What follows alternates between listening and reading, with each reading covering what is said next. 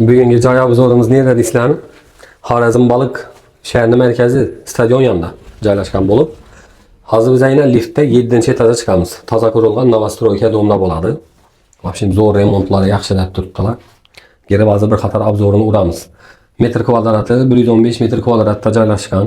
2 spalni, bir zal, bir kuxnya, bir tualet bani, ham bir dona kichkina kladovkasi bo'ladi deb turibdi egasi. Hozir baraligini ko'ramiz xudo xolasa. Barish uchun bu knopkani bosing deb aytinglar. Yetdik xudo xolasa. Bu xonadonimiz toza remontdan chiqqan, chotki, 2 spalnimiz fon etib o'tilgan, qolgan yerlari xo'shlaytibgina oboy, dekorativniy oboyda chotki etib remont etilgan yer.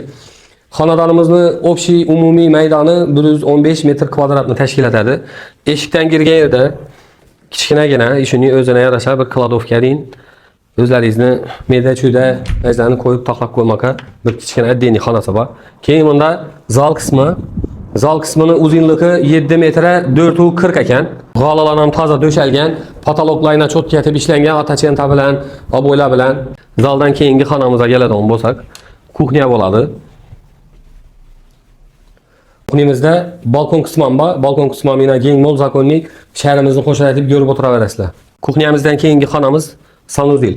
Banisi, umalniki, unitazlari eng chotki yaxshilaridan qo'yilgan ekan. Kafelarni mana o'zlaringiz ko'raverasizlar. Keyingi xonamiz spalni bo'ladi.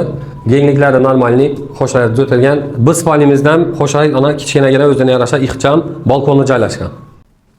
Bu esa yana bizning ikkinchi spalnimiz. Bu xona ikkinchi spalni, orqa spalniga nisbatan sal ulug'roq ekan. Bu yerni ota-onalar uchun spalni xona desangizlar bo'ladi. Agarda yosh oila bo'ladigan bo'lsa, bolalari kichkina bo'ladigan bo'lsa, bu xonani detskiy xona etib, orqani o'zlaringizga взрослый spalni desangizlar bo'ladi, chunki kichkina bolalar balkondan qaraymon deb bir xavfli bir vaziyatlarda to'g'riga qamasligini oldini olish uchun bu xonani detskiy xona desangizlar ham bo'ladi.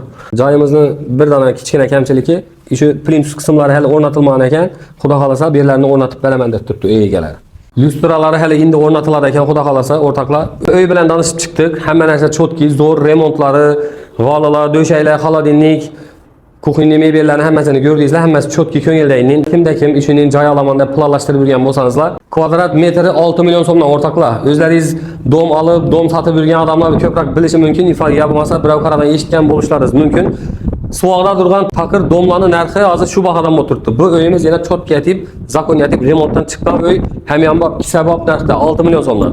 Agar qayt paytsiz 6 million so'mdan qaytarmasangizlar, xolodilnik bilan bu g'olib hamma narsani tashab ketaman deb turibdi egasi. Yoki bu house bilan birga bunga aloqaga chiqaverasizlar.